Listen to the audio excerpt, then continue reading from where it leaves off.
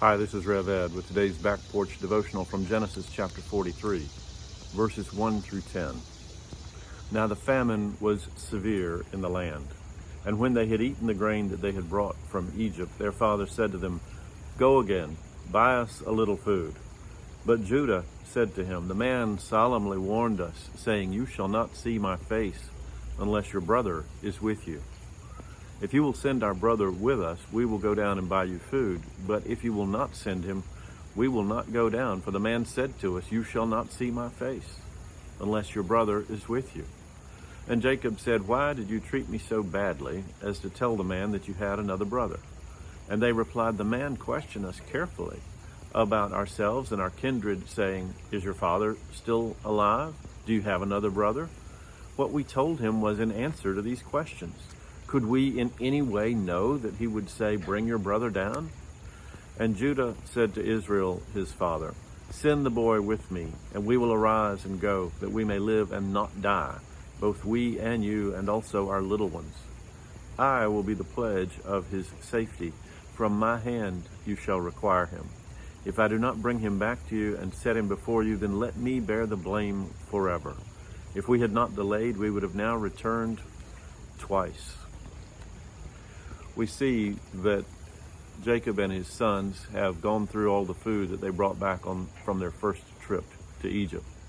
Simeon, their brother, is still in custody in Egypt, and they are now wrestling with how to deal with all of this. Jacob, also known as Israel, is totally flummoxed by everything. He is overcome by the prospect of losing another child, and yet they have no food. Joseph had known that the famine was going to last a long time. These brothers and their father did not, and now they are trying to figure out what to do. They have to have food or they will die, and yet it's going to come at what seems to them like a very high price. And they said to Jacob, he said, "We can't go back unless we bring our brother."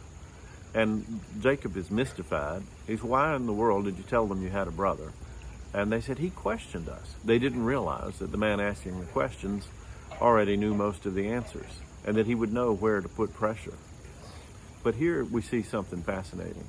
Judah, who is not the firstborn, steps up to take responsibility. Reuben was the firstborn, but his leadership has been pushed aside. Judah says, "I will be responsible for the boy. If something happens to him, I will take full responsibility. I will trade my life for his."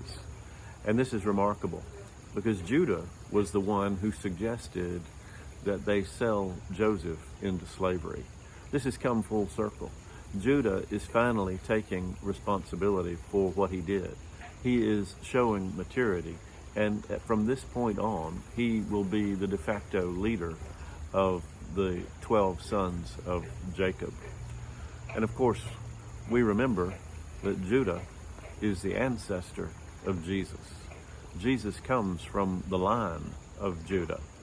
And here we see the first beginnings of Judah's leadership in the 12 tribes of Israel. But we also see that Judah is taking responsibility for things. We see him growing in spiritual maturity. We see him becoming a different man. He was the one that suggested that Joseph should be sold into slavery. And now he is offering his own life in exchange for Benjamin's life should something go sideways. This is a matter of God working in his heart through all these years, and certainly in reflecting on what had happened when they went down to Egypt and came back. There is a verse in the 16th chapter of Proverbs that says this: